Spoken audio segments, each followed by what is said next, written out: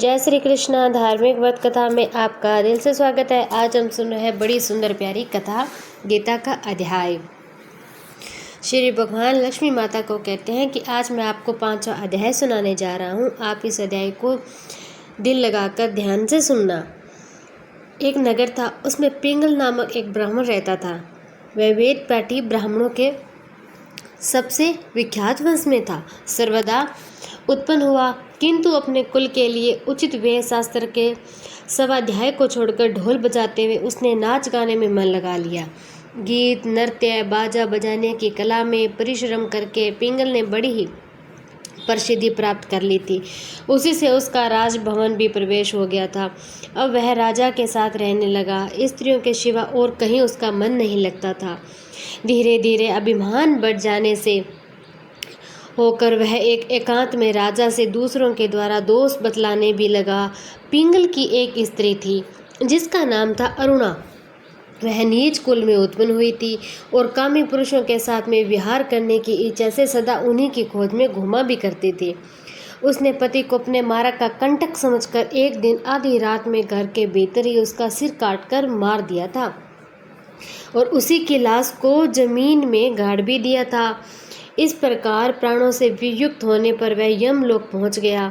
भीषण नरकों का उपयोग करके निर्जन वन में गिद्ध हुआ।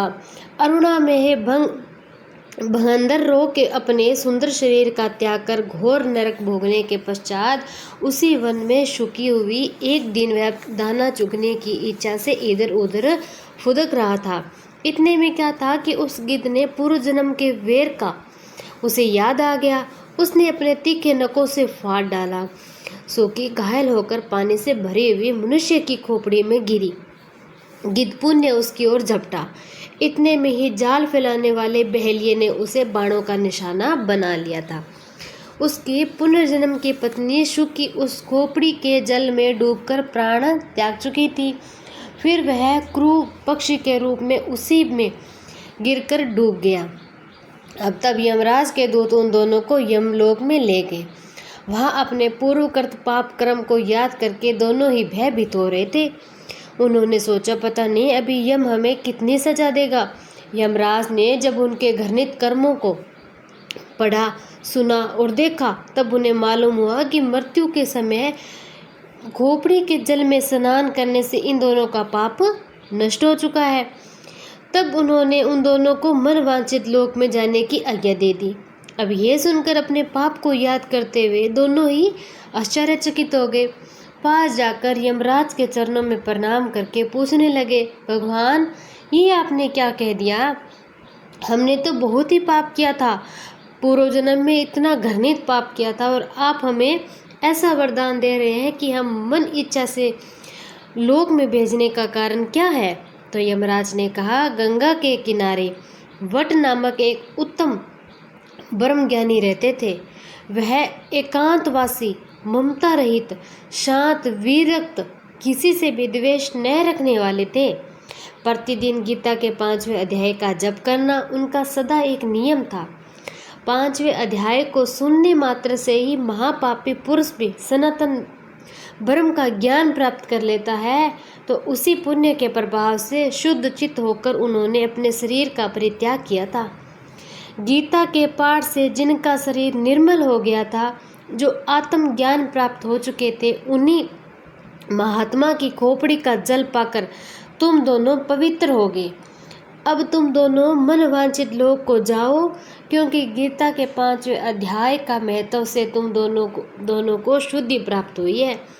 तब श्री भगवान कहते हैं कि सबके प्रति समान भाव रखने वाले धर्मराज के द्वारा इस प्रकार समझाए जाने पर दोनों बहुत ही प्रसन्न हुए और विमान में बैठकर वैकुंठ धाम को चले गए थे।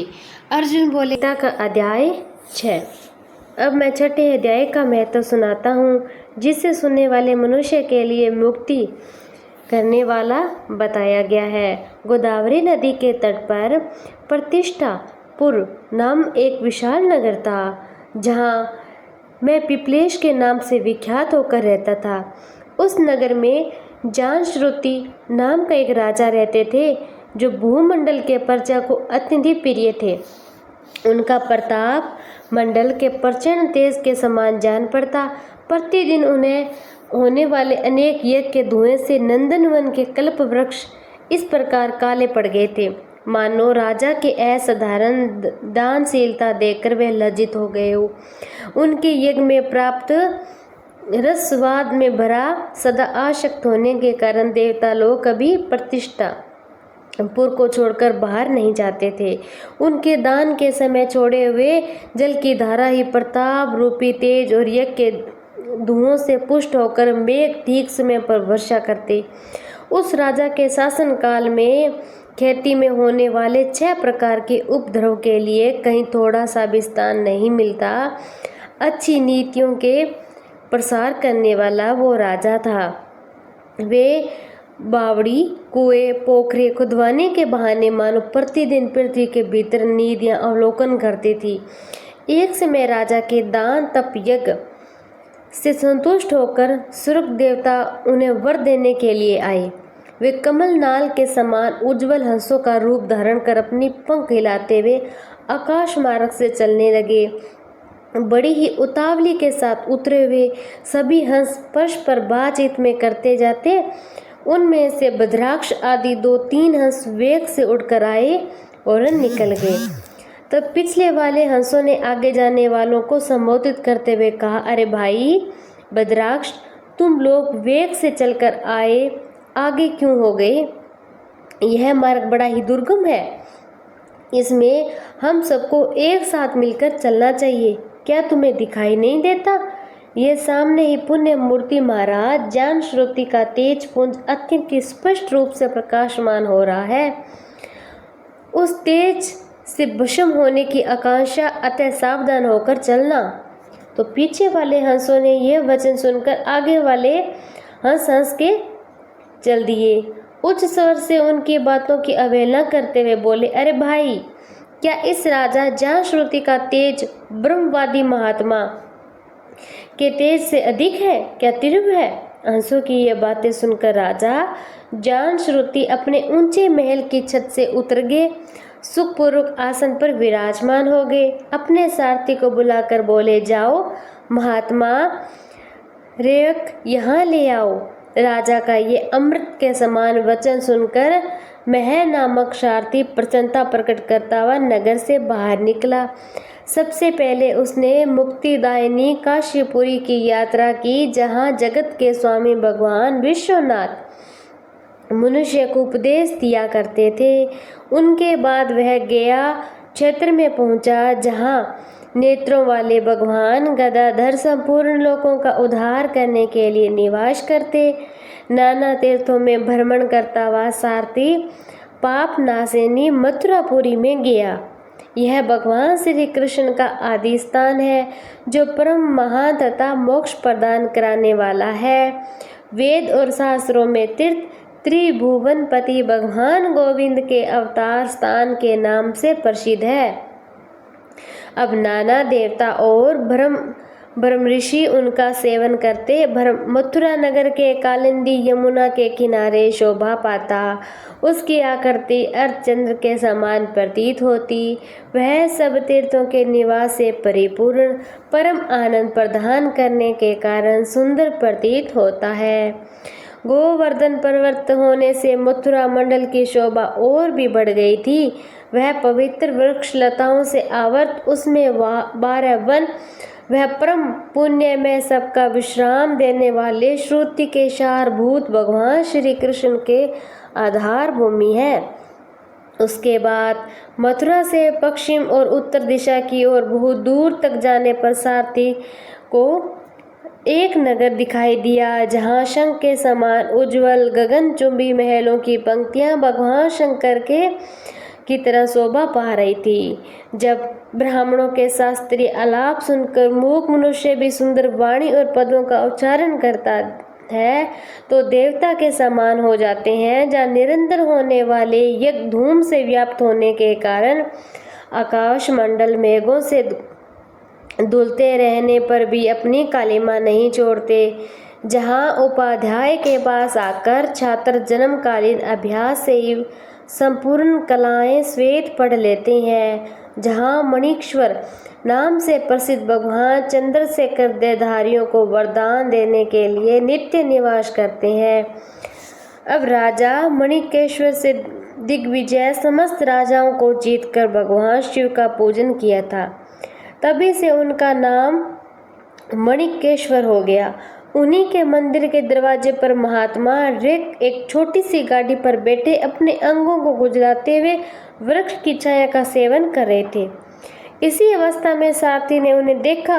राजा के बताए हुए भिन्न भिन्न चिन्हों से उसने शीघ्र ही रेवक को पहचान लिया। अब उनके चरणों में प्रणाम करके कहा, हे ब्राह्मण, आप किस स्थान पर रहते हैं?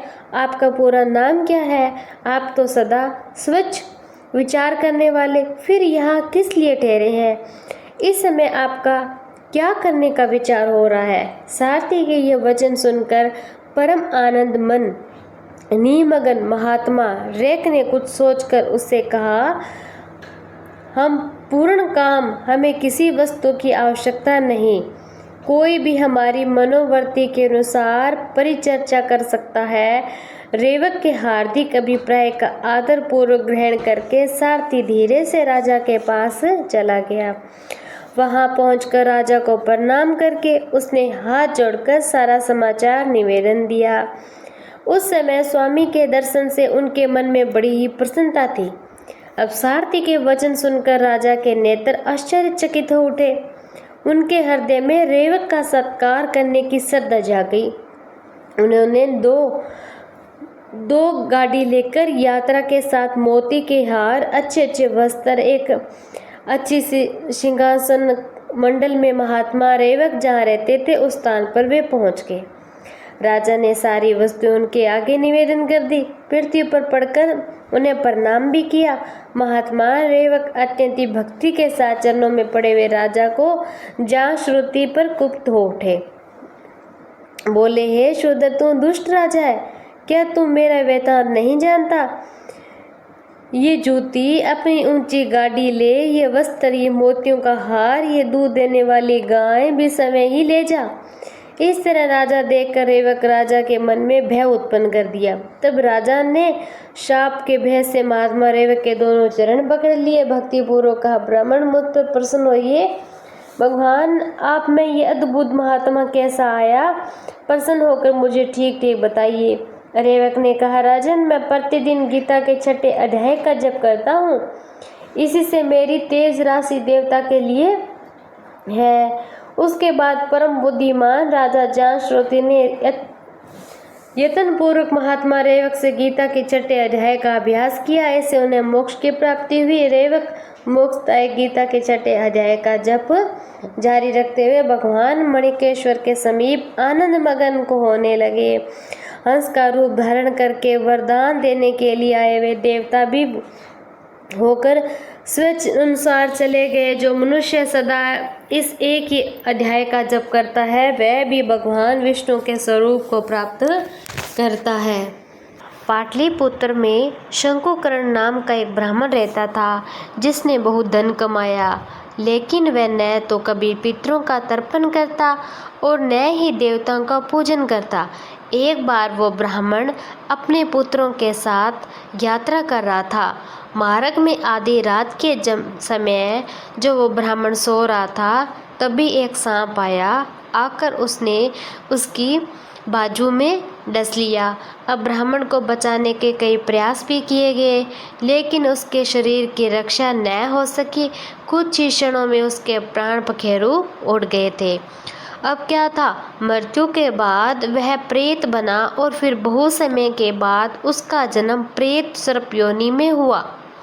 मरने के बाद और सर्प योनि में जन्म लेने के बाद उसका मन धन की ओर वासना में बंधा ही हुआ था। इसीलिए अपने पिछले जन्म में जो धन उसने सुरक्षा हेतु गाड़ रखा था, जिसके बारे में उसने अपने पुत्रों को भी नहीं बताया, उसकी रक्षा करने के लिए वो सर्प के रूप में वहाँ पर पहुँच गया। लेकिन कुछ समय बाद वो सांप की योनि में पीड़ित हो गया। सांप की योनि से पीड़ित होकर एक उसने सपने में अपने पुत्र को समक्ष आकर अपना मनोभाव बताया। सवेरे उठकर सभी पुत्रों ने बड़े ही आश्चर्य की बात बताई और अपना मनोभाव बताया। उसके साथ एक दूसरे से सपने की बातें बताई। उसमें से एक मंझला पुत्र कुदाल हाथ में लिए घर से निकला जहाँ उसके पिता सर्पयोनि धारण करके रहते थे। उस स्थान पर गया। हालांकि उसे धन के स्थान का ठीक ठीक पता नहीं था, फिर भी लोभ और बुद्धि से उसने वहां पहुंचकर कुछ जगहों पर खोदना शुरू कर दिया। अब इस दौरान उसने वो बिल भी खोद दिया जिसमें उसके पिता सर्प रूप में रहते थे। जब वो खोद ही रहा था तभी एक बड़ा भयानक सांप प्रकट हुआ। बोला, अरे मूर्ख, यह बिल क्यों खोद रहा है?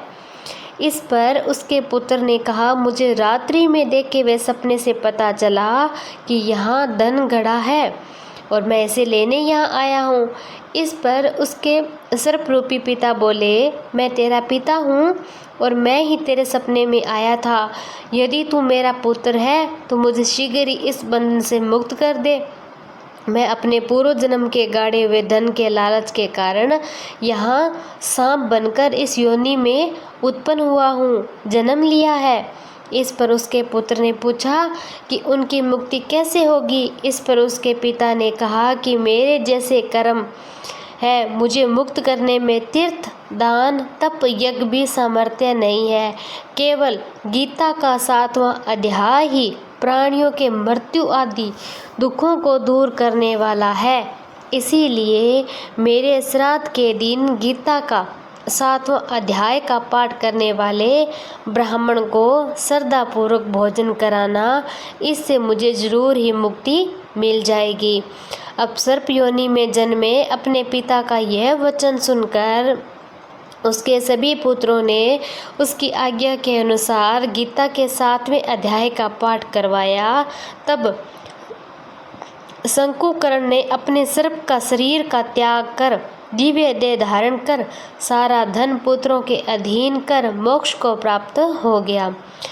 गीता के 7वें अध्याय को सुनने मात्र से ही मानव सभी पापों से मुक्त हो जाता है, मोक्ष को प्राप्त हो जाता है। पितृ